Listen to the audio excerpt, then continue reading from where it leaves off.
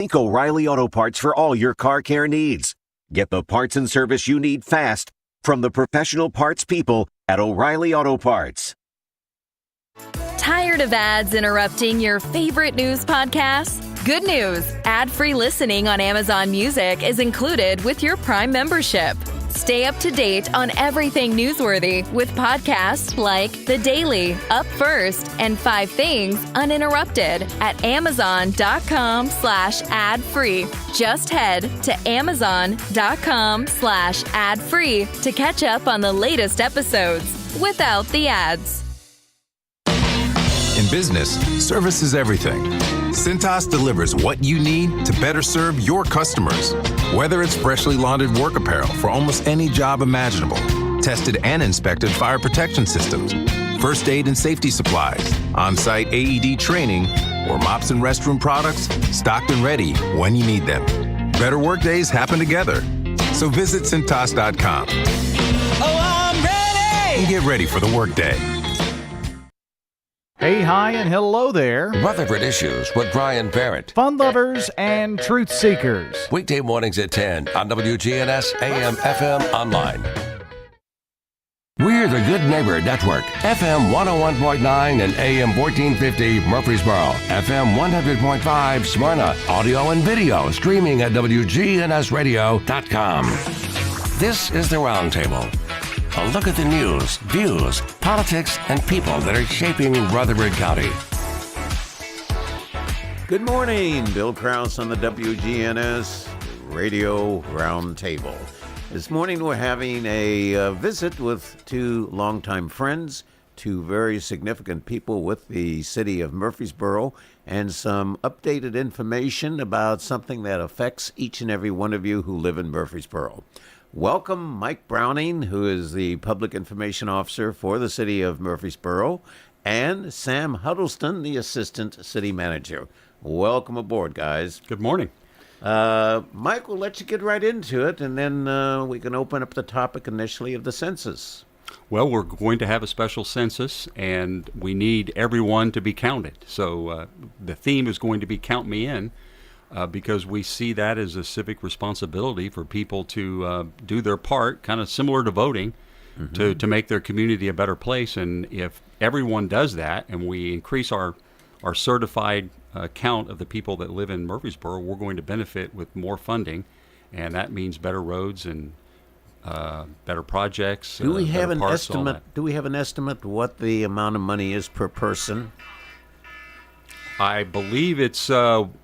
once we get that phone off, it's around, Sam, you can confirm this, $175 a person, something like that? Yeah. Sure. The state of Tennessee shares with municipalities $175 per person per year, and we refer to that as state shared revenues. It comes in several different forms. And so for the city of Murfreesboro, the current ask is about, or the current work on that's about $26 million per year.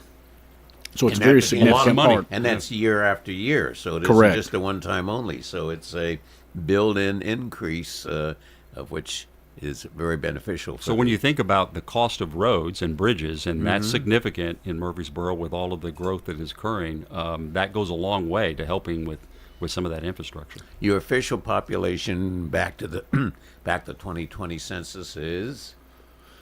I'll ask Mike to pull that out of that press release. It was 152,769, which we know is a lot, probably less than what we actually have. I have to ask this. It's always been a race between Murfreesboro and Clarksville in terms of population. Are we ahead both university communities? And both about the same population, as I recall. This special census may put us ahead of Clarksville. Well, I thought we were already ahead, but well, at least with a better boot. I think we're aiming toward Chattanooga now. Maybe another 10 or 20 years, but we are growing faster. The Google machine says Clarksville has a population estimated around 180,716. Okay. Maybe this special census is going to... I was probably including the county with that. Montgomery I didn't realize County they were at 180. Wow. Yeah, and I think, one of the things that's unique, Clarksville being a little bit further away from downtown Nashville and having the Army base there, That is the county. 166,742 is the city proper. Oh, okay. It's the fifth Yeah, largest okay. city, right So- behind. And then being right on the Kentucky state line, a good bit of that population is going to be across the state line in Kentucky, even though it's part of the broader Clarksville economy.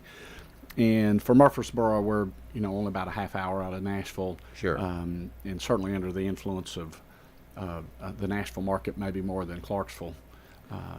But then all of our population would be here in Murfreesboro and Rutherford County. Where would you say, off the top of your head, has been the primary growth area of Murfreesboro? Well, we'll back this up with statistics. Okay. Bill. Good. So for probably the past 10 to 15 years, 75% of our new residential permits have been west of I-24. And so we do 1,500, 2,000 residential permits a year. And so that when you do that over the past 10 to 15 years, very significant growth on the west side of I-24. Several years ago, the statistics were that we were about half east of I-24 and about half our population lived west of I-24, and that's changed significantly with just that continued growth in that Blackman and New Salem Highway. I would imagine corridors. traffic counts on Church Street would reflect that growth also. That's correct. The stretch of Church Street between Warrior Drive and I-24 is the heaviest traveled surface street in Murfreesboro. Wow. 80,000 cars per day pass through that section.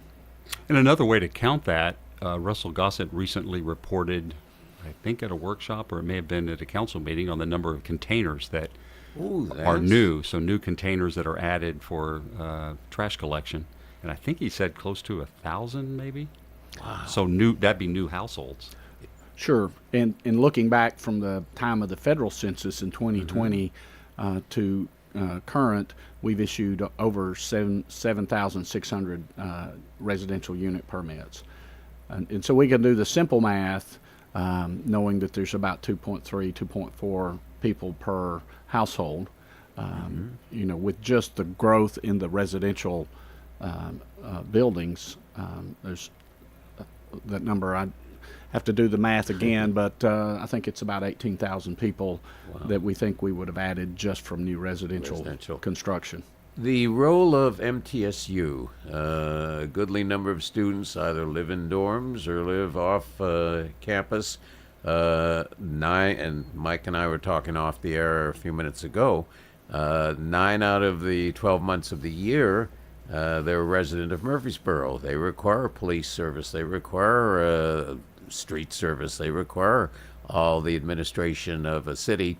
Are they encouraged to declare Murfreesboro as their primary residence?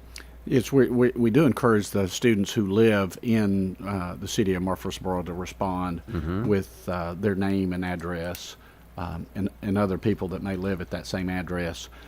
We do ask them to respond. We estimate from some data we have access to, we estimate there's about 2,500 residents who live on campus. We'll get an exact number from MTSU a little bit closer to time. We won't get the names there. We'll just get their count. Sure. They know who lives on campus. But we would then count on the individual students who live in and around the campus to respond if they're in an apartment or if they're a resident of Murfreesboro or renting a house here or some other living arrangement. We would ask that they respond with that information. You almost need a benefactor to say, we're going to have a big pizza party on campus. Students are always hungry. Students, especially living on campus or living immediately off campus, love their pizza. And big pizza. There's certainly some activities and opportunities. We are going to be on the MTSU campus with some of our outreach. We'll be active on campus during the times there, and we'll target some activities, events, and really across the city we'll target different activities, events that capture our community's where they get their information and how you can make contact with them.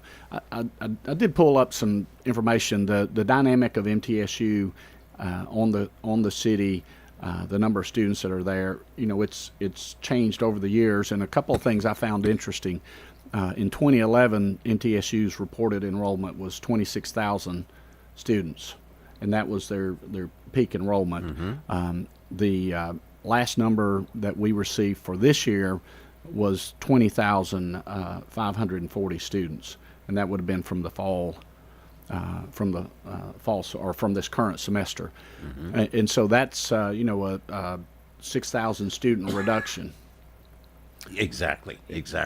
And it's important to state that this is a count of all people, not just citizens of the United States, citizens of Murfreesboro. It's counting everybody. Everybody who's living inside the city limits, if they're current residents, where they spend the majority of their time is here.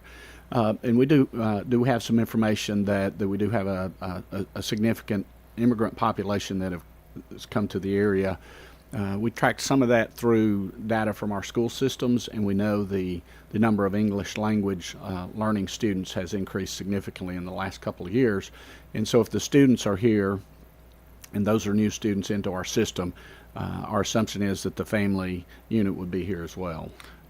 And once the campaign is started in earnest, the simple way to count yourself would be to go to the link, the online link that we have. It's going to be murfreesborocensus.com once it gets started, and people, all they have to do is put their household in there, the number of people and their names and the address, and it's that simple. So it's very easy to do, and if everybody, or you can't expect to get 100%, but as close to it as possible, then we'll have the count and we'll benefit throughout the city from that. I would imagine that the big push will be after the holidays, though. Last thing people are thinking about once we get into November and December is anything else but Thanksgiving and Christmas. So the push would be Happy New Year, be sure and be a happy citizen. Yeah, we expect to get an initial reaction from our rollout. We'll hit it pretty hard with social media, news releases, and activities. We'll rely on some of our city staff. We have 1,400 employees who are working in the community. We'll count on them actually to enter their information as well, but then with friends and family. And then for each one of those employees who are frontline workers, where they have perhaps daily contact at our Parks and Rec facilities, at the Senior Citizen Center, at the planning counter, at the building codes counter, at our finance counter, where we're interacting with it would also citizens appear, every day. Water hookups for new residents. It seems that when they come in the water department to sign up for service, this would be a good opportunity. Welcome to Murfreesboro. We want to welcome you as a citizen. Yes, relying on our utility providers to help reach into their customer base. And we have water.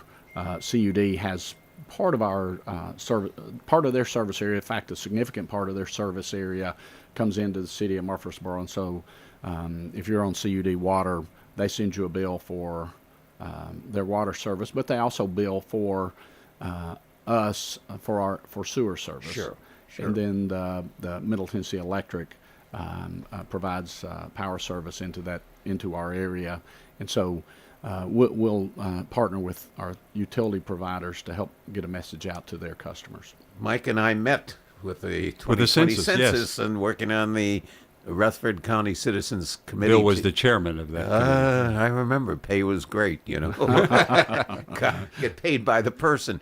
But the question was, and I think it's really important to stress, the information that the person volunteers to be recorded is not public information. You're not going to start getting calls from advertisers, solicitors. Right. It's not name lists going out. So the privacy and confidentiality of recording for the census is certainly primary. That's correct. We'll only use it for this count, for this census, and that's all. And then it goes eventually to the Boyd Center, right? The information once it's gathered, or the certified population goes to the Boyd Center. We do have a verification step, and after March the 1st, we have the Greater Nashville Regional Council, who is recognized by the state of Tennessee as one of the agencies that can verify our count. They'll be in our community doing confirmation, and they're looking for looking at the quality of our data. They need to confirm 10% of our total count, and so our goal is to get to 172,769 people. So we that's think, your projection. Yeah, yes, that's our target is to try to be above get Clarksville. to be yes, and we think based on the information we have, 20,000 is an easy accomplishable goal for us to increase that certified population. But the Greater Nashville Regional Council will follow behind our teams and come in and do a verification and audit, and they're looking for error rate, and they're looking for to confirm at least 10% of our population. Perhaps you should share, Sam, with what the GIS team is doing now, how their role is involved in this. So GIS is Geographic Information System, but it is a way for us to look and manage information about our community geographically in a electronic format or computer format. And most everything that the city has is tied to a place, an address, a structure, a city school. And so we can manage zoning overlays, floodplains, roads. So most everything that we deal with ties back to geography. And so using that geographic information system, it gives us the opportunity to work with that data, our address database, which we use to dispatch 911, is a very robust database. And so that's our starting point for our addresses. And then we're able to track the addresses as they've been completed as we receive responses. And so we'll be able to have a real-time update on how many responses we've received, how many residents that represents, and the progress toward our goal. But also helps us then maybe target some areas. We know from our special census in 2018 that certain parts of our community were very underrepresented, underreported. Rough number, there were 10,000 addresses that we received no response. So that was a mailer, that was all of our online and social media and media releases. That was even door-to-door contact from city fire department. And so 10,000 addresses that didn't respond represents about 25,000 people. Wow. And so we know that, and now we know from that previous data where those neighborhoods were, where those communities were that were underreported. So we're going to try to target those with additional outreach and additional activities to see if we can increase that response number. Do we have a mailer out?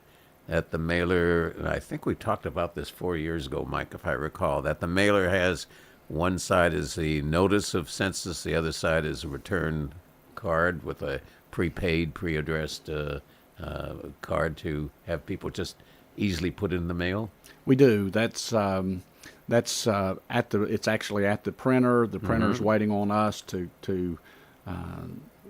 wave the green flag. Okay.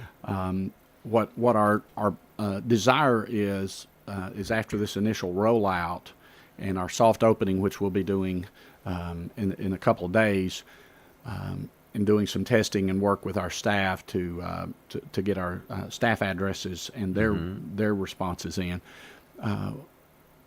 We would encourage our citizens to respond, as Mike said, murfreesborocensus.com, and if you respond early, that actually saves us from sending out that mailer. We'll purge addresses out of the database that have responded, so you won't get a separate mailer if you respond early. It's about $2 a mailer to send those out. So but it's a good investment. Kind of like early voting. Exactly. And apparently it's going quite well. Early voting, as I understand, the first day was phenomenal, at least. And from our GIS department, the estimate is we have 70,000 residential addresses in our community. Wow. So simple math, the mailer out is 140,000. And so for every address that responds early, we'll reduce that mail out count. We won't clutter up your mailboxes. Then you have institutional census, that is Special senior places. citizen homes. Yes. You don't visit the county jail, do you? We do. Oh, do you really? Yes. For Yes. 30? Oh, Yes. talk about that for a moment. Well, I there- said that a little facetiously, but I guess. There are certain institutions in our community that we look at, and the census program looks at as special places. And you mentioned a couple: the county jail, assisted living and nursing homes, and MTSU is a special place because it's an institution and they provide housing there as well. And so we met you guys with the homeless. the homeless And is I remember going out on the riverbeds and so forth, visiting the homeless to have them filled. Sure, that point-in-time count, I think that's scheduled for January Yes, of this year. yes. And so we'll rely on that point-in-time count to add the individuals that are noted in that count to our local Or population. even those residing in motels over a specific period of time where residence has been established rather than the in and out of a motel. Well, if you're staying in a motel as your primary resident, and we know that that's happening in our Exactly. community today, if you're staying in that as a short-term living arrangement, then yes, you should be counted. If you're here on a temporary work assignment and you're staying at an extended stay, no, we would not look for that person to be counted. But if you've moved into our community and the only place that you have that you would consider your home is that extended stay motel room, then yes, we're going to count. And Bill, we know from our city school bus pickup that we are picking up elementary students at some of those locations. Exactly. And so that's a population that is getting city services and therefore would be qualified for us to add to our certified count. We'll be right back, and when we return, let's hear about all the other exciting activities and developments that's occurring in Murfreesboro, Tennessee.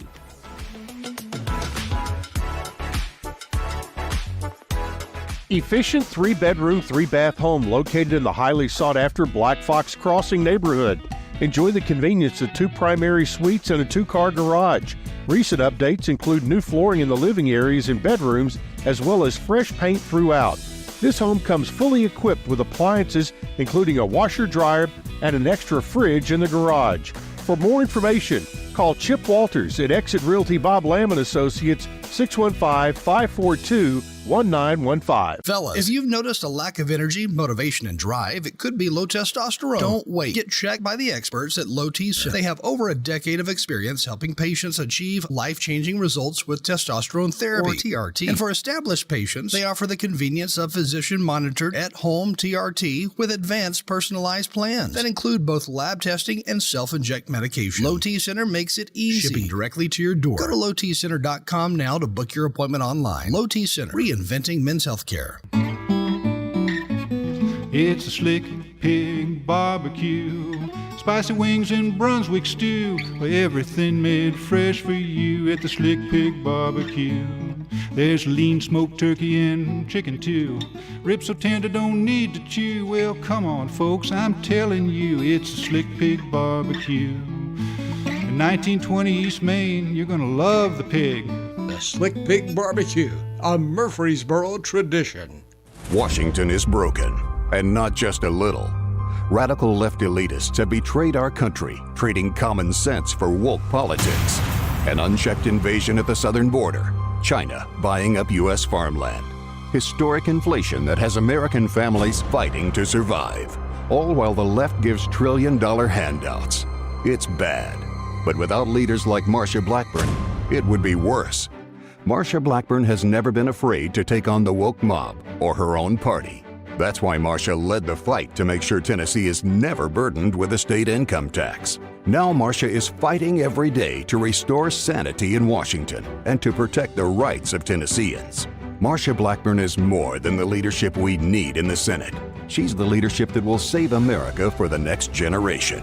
Marsha Blackburn, real strength for Tennessee. I'm Marsha Blackburn, and I approve this message. Paid for by Marsha for Senate. This is Good Neighbor Events with Bart Walker. Brought to you by the law offices of John Day and AmeriCare Pest Control. I've got pests, bees, buzzing, rodents running all through my house. Ants chewing wood, and look, there's a mouse. I'm overrun with pests, but you're gonna be sure, safe and secure. It's the last rites for those pests. Call the best of the best to get rid of your pests. 893-7111. AmeriCare Services Incorporated. Call us today. 893-7111. WGNS reminds you to shop local. Let's patronize those local family businesses. Area farmers markets continue through the end of the month, so take advantage of those before they fade away this year. The local producer farmers market, Tuesday and Friday mornings from 7 until noon over at the Lane Agri Park. That goes on through the end of this month. Other farmers markets, right on the Murfreesboro Square, 8 o'clock Saturday morning until noon. It's all around the courthouse. And that's sponsored by Main Street Murfreesboro. And if you're in Smyrna, there's a farmer's market Saturdays from 8 until noon at the Smyrna Train Depot. Don't forget the 24th annual Blake Tidwell Golf Classic is coming up Monday, October the 21st, over at the Stones River Country Club. And it benefits the Tennessee School for the Blind. For more information about the Blake Tidwell Memorial Golf Scramble, get in touch with Nick Wolf, 615-318-8710. And again, that's Monday, October the 21st, almost here. Those are WGNS Good Neighbor events. Rutherford weather.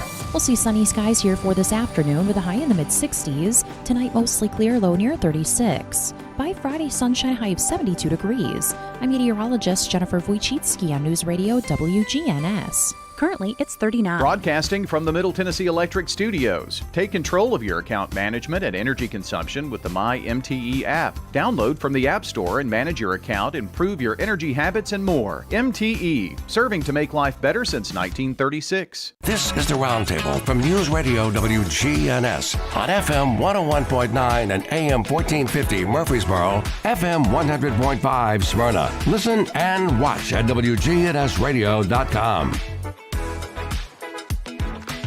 This is Bill Krause, second segment of the WGNS Roundtable on a Thursday morning, a cool Thursday morning, but we know fall's in the air, and it feels good.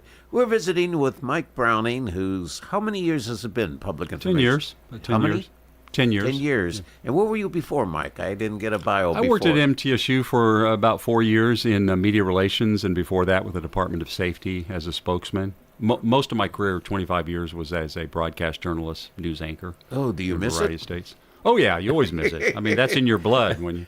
You know, he puts his earphones on, and I just think that's so great because he's living the past, but living the life. Yeah. But the city has been a great thing for me. Great it's a very professional, well-managed community, and the people that you work for and work with there are top-notch. And you're doing a great, great job. And I have been watching Mike for over 4 years, and just really proud of you. And we have Sam Huddleston. And Sam, you recently were named Assistant City Manager. And you've been with the city how many years now? 25. Wow. You should have a special anniversary. That would be great. And you were, where were you before? I was in private engineering consulting in the Nashville market. Worked there for 11 years, so I have a lot of gray hair. What's remaining is gray. Some exactly. of it's gone away. Primary roads, water systems, utilities? Well, you know, I came as an environmental engineer. We started working on updates to our city stormwater program, and we're also managing some legacy problems in our community, some closed landfills, underground storage tanks, and those sorts of things. And that was my entry into municipal engineering, bringing environmental and engineering background in. And we had, pretty early in my career, we had some staff changes that pushed me more into development services, working in planning and engineering, long-range planning, public infrastructure, and folks that we hired after I came on board have come in and filled the role that I was playing in stormwater and the permitting activities. And then it was a great vantage point to see city government at work, working in that planning and engineering role. We worked with a municipal airport. Not every community has a city-operated, city-owned municipal airport. They would have one, but a lot of times those are owned by the city but operated by a fixed-based operator. And so working with our Parks and Rec department, and if you know the extent of that, with the park facilities, indoor and outdoor, as well as our extensive greenway network, working with the fire department on their activities, looking at how they respond, how they manage pre-planning, how they work through the permitting process with our development team. We learned a lot about fire service, working with our police department. And so you got from that vantage point, I got the ability to work with most every department in the city, and just over time that experience allowed me to move into higher levels of city management, and sometime back, a few months back, was named assistant city manager, and so now I'm working in the administration department, providing services then to our departments, really trying to enable them to continue their missions. If you watch the city council meetings and there's a very complicated, detailed subject that the council says, Sam, where's Sam Where's Huddleston? Sam? And they pull him up there and he explains it in a way that you understand. It's amazing. Let's talk projects, planning, and people from Murfreesboro. What are some of the many, many great things that are taking place or are anticipated to take place? I know WGNS has been on top of this and throughout its different broadcasting days and evenings. But just as a summary, what would you say if you looked at the 17th of October, 2024? What can we say about Murfreesboro in terms of its progress and growth? Well, the biggest one that comes to mind, which Sam can explain what the latest is on that, but the people on the west side, which we talked about, the growing population, are clamoring for a park, and we're in the design phase of a new park off of Veterans, and I think people are excited to see that get underway, and it's very close to the final design, but Sam can explain, where we are exactly on that. Sure. We do that, and we have named that Veterans Park, and it's on 150 acres, just about a half a mile from the 840 interchange and Veterans Parkway. It's what we refer to as a neighborhood or community park, and so it's going to be more like a sort of a traditional park, a lot of green space, a lot of open space, trails, destination playground. We will not have the other things there that you might associate with our Parks and Recreation Department, such as organized athletic fields. We do have a small area set aside for pickleball and racket sports, but the vast majority of the park will be a neighborhood and a community park, and that's the design is finished on that. We're in the permitting phases and looking to advertise that for bid in the very near future, with a groundbreaking to follow shortly after that. How many people walk dogs in our parks? All of them, I think. No, so, I don't have that exact number, but I do have a statistic I found interesting. When we were looking at some of the development in the downtown area and how our community, how the city could work to provide services and lifestyle support to residents who would move into the downtown, we learned that 60% of downtown dwellers have pets, have dogs. And if you have a 3-bedroom, 2-bath house and you're on a half-acre lot and you have a pet, you have space. Correct. If you're in a 650 square foot efficiency apartment in the 4th floor of a downtown building, you may have a small space inside that complex, but then really the community spaces that are provided become your recreational outlet for the community. And so planning for the lifestyle of the people who move into the downtown, which is significantly different than an apartment, traditional apartment dweller, and it's very different than a single-family home maybe a suburban type dwelling. So point well taken that that pets are important to our residents, important to our community, and then having that space in place for them is one of the services that we do try to anticipate. Which leads us to another project that I think is very exciting, which is going to be a linear park with the daylighting of Town Creek. And Sam's been extremely involved in that because when you think about it, people who are downtown, they have dogs too, right? Oh, absolutely. So they want to be able to walk them, and they'll be able to, once this is established in a couple of years, be able to walk into a park right here in downtown. Let's talk about the status of downtown. And, of course, that's one of the major directions Murfreesboro is going. Status of the downtown revitalization? Well, when we look at the downtown area and tying that back to some of our previous studies, we're really looking at an area that would be generally east of the CSX railroad track. That's a pretty significant geographic boundary for us. Really over to the MTSU campus, just to the western edge of MTSU. So that's going to pick up Middle Tennessee Boulevard. And as Middle Tennessee State University grows, actually that space is closing. We would generally look from MLK, Martin Luther King Jr. Boulevard, to the south, then Broad Street, Memorial to the north, and that would draw a box around that downtown area. The thing that's happening most quickly is the Town Creek project, and we're daylighting about 1,800 feet of the stream that was put in a culvert in the 1950s. That project's currently advertised for bid.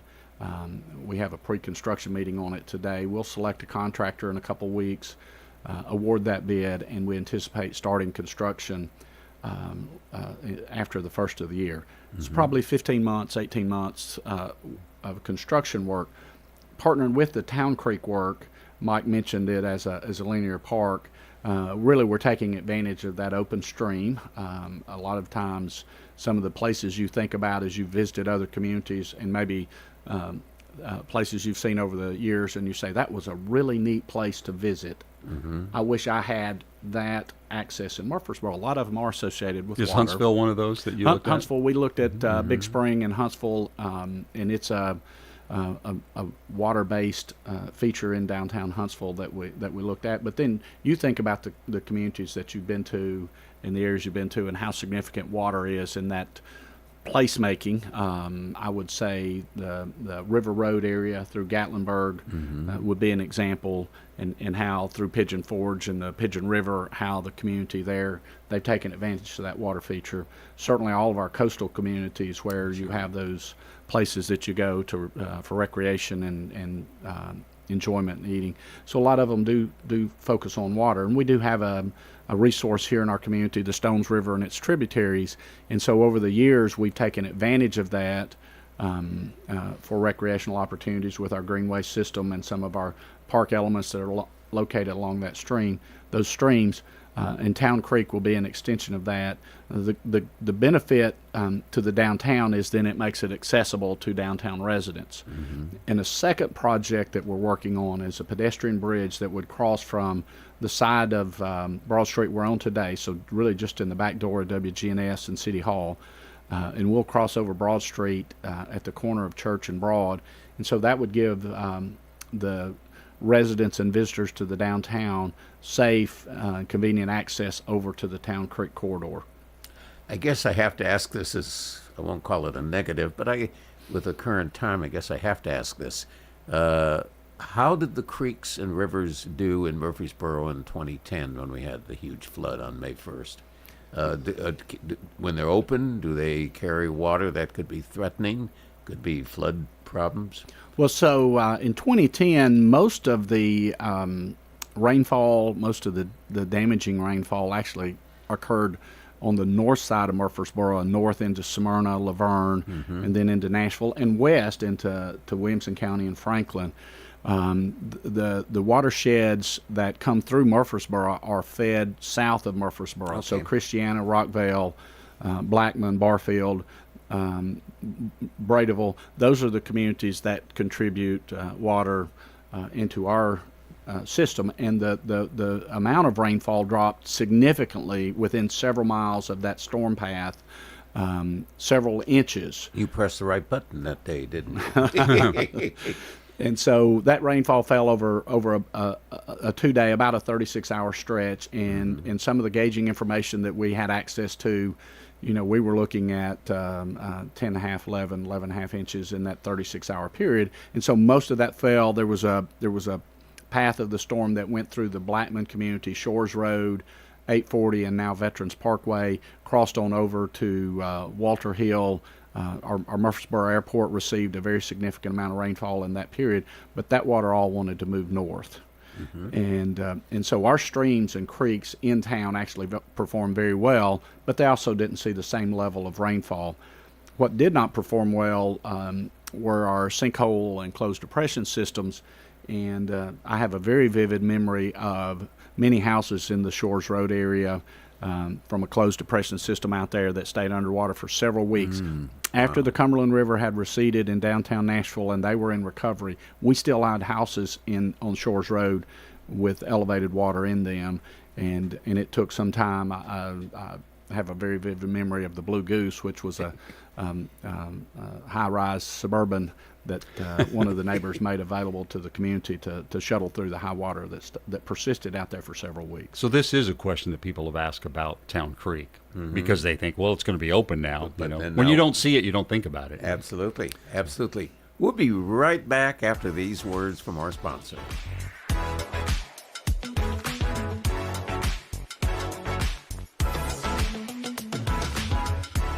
When you're hiring, ZipRecruiter's technology makes finding qualified candidates for your job easy. What if the rest of the world was as easy as ZipRecruiter? Math problems wouldn't be so problematic.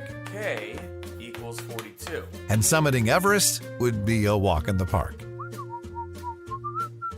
In the meantime, if you want to make your hiring easier, use ZipRecruiter. And right now, you can try it for free at ZipRecruiter.com/free. ZipRecruiter.com/free.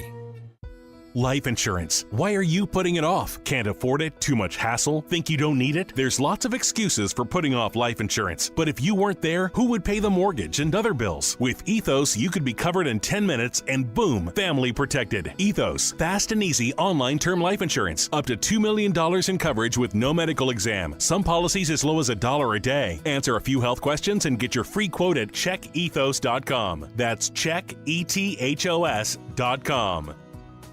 Are you tired of feeling like just another number with your insurance provider? At Rayburn Insurance Agency in Smyrna, Agent Rick Hall prides himself on offering personalized service that puts you first. Every client's needs are unique. From personal home and auto coverage to tailored business insurance, Rick Hall's got you covered. Rick Hall at Rayburn Insurance Agency in Smyrna, where you're more than just a policy number. You're a neighbor. This is Kim Dunaway from Sunshine Nutrition Center. You hear me on Monday mornings at 7:20 talking about how to lead a healthier lifestyle. We carry supplements, personal care, and grocery items at both our Murfreesboro and Smyrna locations, family owned and operated since 1989. At Bud's Tire Pros, we sell all major brands of tires, and we invite you to stop by today for that next set of tires. Or maybe you need us to check out your vehicle before you head out of town. We offer everything from brakes to batteries, alignments, and more. No appointments necessary, just stop on by. I'm Allison Mitchell with Bud's Tire Pros. We're located on East Main Street, exactly 3 miles from the town square, 1 mile past Rutherford Boulevard. Visit us online at budstirepros.tn.com. Hey, we get it. Life's busy, and the last thing you need to worry about is where your trash goes and how much it's going to cost you. With Middle Point Landfill, Rutherford County residents receive free disposal. Mike Klassen with Middle Point Landfill. We pride ourselves in making your waste one less worry. Take it to the curb, and we'll take it from there. Middle Point Landfill is an environmentally safe, economical, and reliable solution for solid waste for Rutherford County. Learn more about us at middlepointlandfill.com. Premier 6 Theater on Broad in Jackson Heights. Let's all go to the movies. Check out what's showing at murfreesboromovies.com. Popcorn popped fresh daily. Movies like the good old famous days. Premier 6 on Broad in Jackson Heights. This is the Roundtable from News Radio WGNS on FM 101.9 and AM 1450 Murfreesboro, FM 100.5 Smyrna. Listen and watch at wgnsradio.com. Bill Krause, one more time in the third segment of WGNS Radio Roundtable on a Thursday morning edition. We're having a delightful and most hopefully you're all appreciating the informative visit by Mike, who is our Public Information Officer, Mike Browning, City of Murfreesboro, and Sam Huddleston, the Assistant City Manager. Let's talk about leaves. You know, this is a time of fall, and the leaves are so pretty as they turn. What happens after they turn, and what should our residents know about? Well, of course, one of the benefits you have as a city resident is that you do have leaf collection, and all you have to do is put it curbside, and it will be picked up. Mm-hmm. We prefer people put it in biodegradable bags. That's the best way, and you get those at Home Depot and Lowe's. But you can also just place the leaves in a pile out on the curbside, and they will be sucked up by the crews that come by. And we prefer that you separate the logs and the other yard debris from the pure leaves. You can't do it perfectly, we know, but it's easier for them to suck those up on removal. And that just started on October 14th and will run through the late January 31st. Okay. And we all benefit from that, but it's a service that you get as a Murfreesboro citizen. Well, carried one step further, what do you do with the leaves?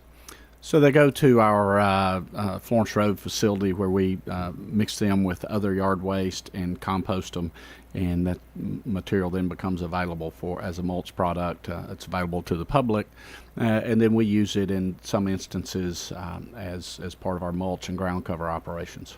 And you can take those directly there if you prefer to take your leaves, 4735 Florence Road. So it's a recycling process, and so your leaves are contributing to the well-being of Murfreesboro. And the other thing is that they're staying out of the landfill. Certainly wood waste, yard waste, leaf and leaf debris and leaf litter doesn't need to be buried in the ground and managed as a waste for 50 years.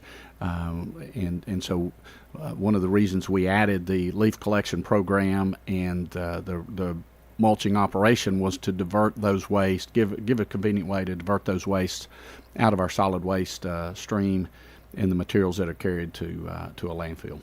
And we never can meet with city people, no matter what the city may be, and especially Murfreesboro, and not talk about the word traffic. A silence when I talk about traffic.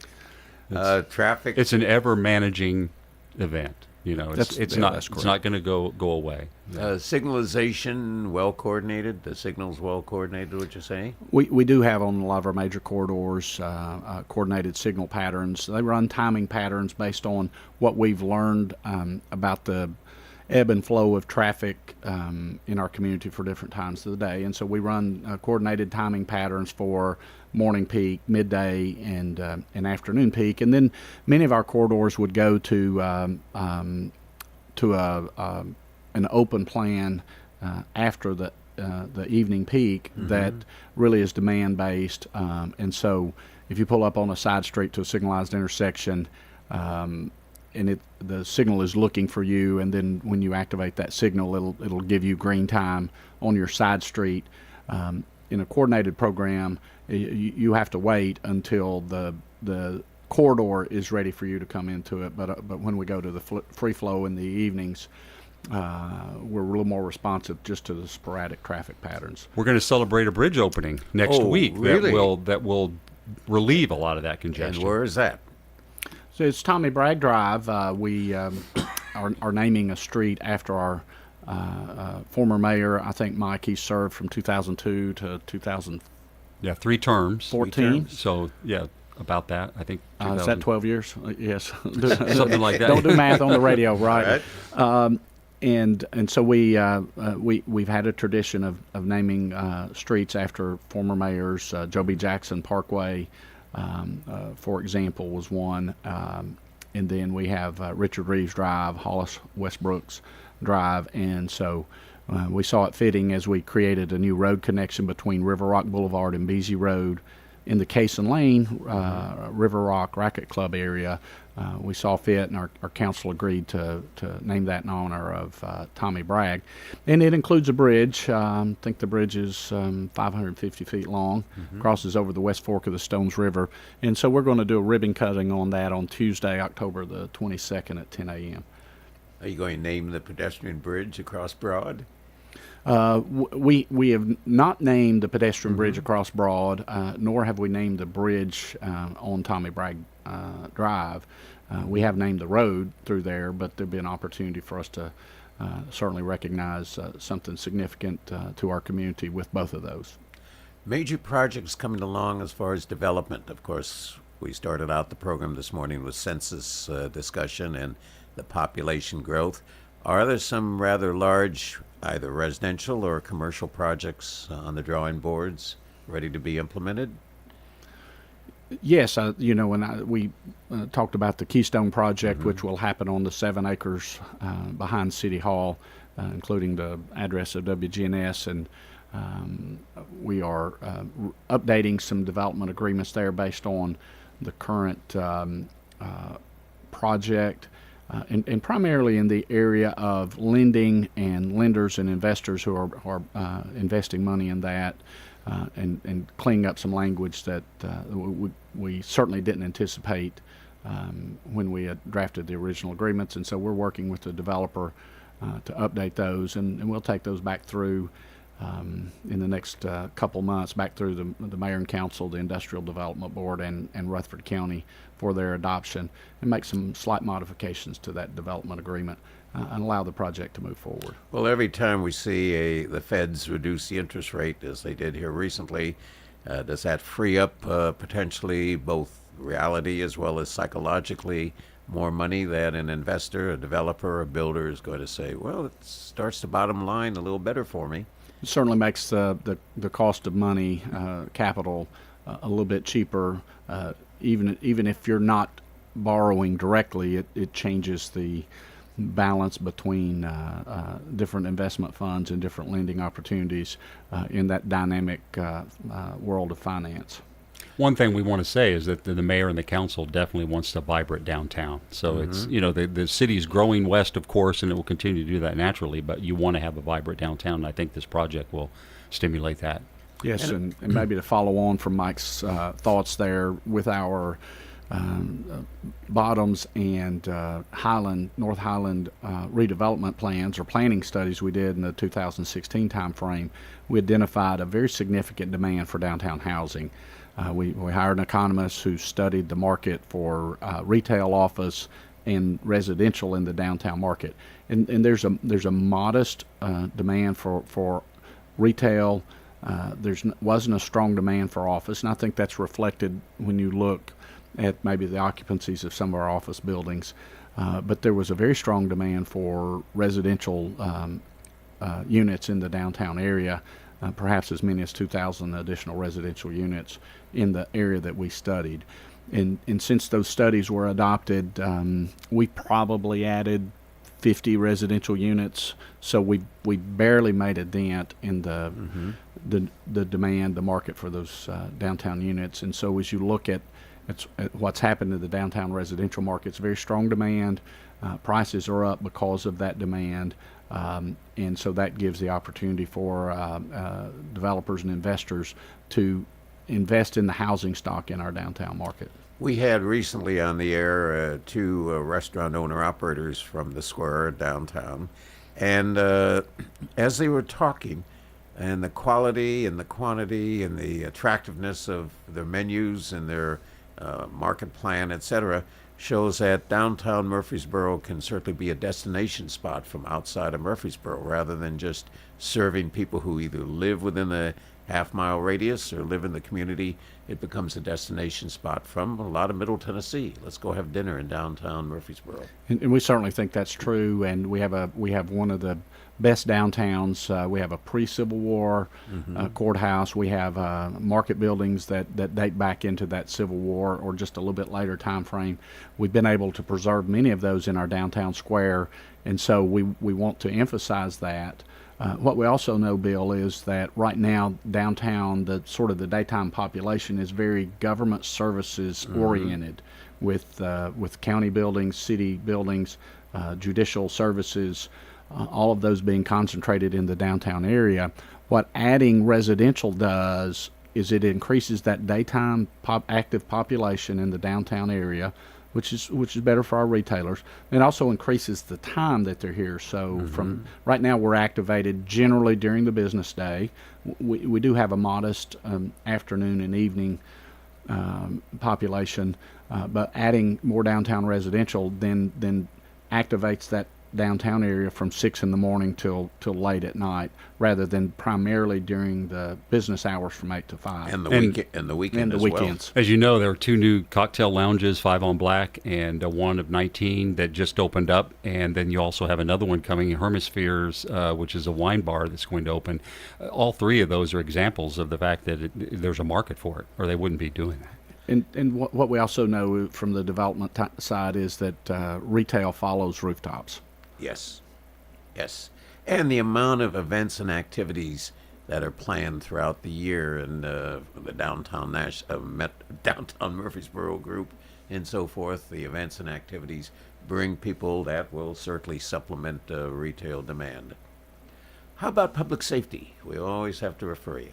Any new developments with public safety? And we certainly can be very proud of the quality of public safety that serves the people of Murfreesboro. So 2 things we did in the recent budget cycle was significantly increase police and firefighter pay. Anecdotally, from some of our interviewing and hiring data, those steps have been very effective. Our interview pool for new police officers and new firefighters have increased significantly, and we're more able to find qualified candidates, interested candidates, and get them into trainee positions to assume a full-time role. The City Council will meet in retreat meeting October 24th and 25th, and one of the topics will be our city's capital improvement plan, and we'll look at public safety facilities, including thoughts about additional fire stations, police precinct, and training buildings.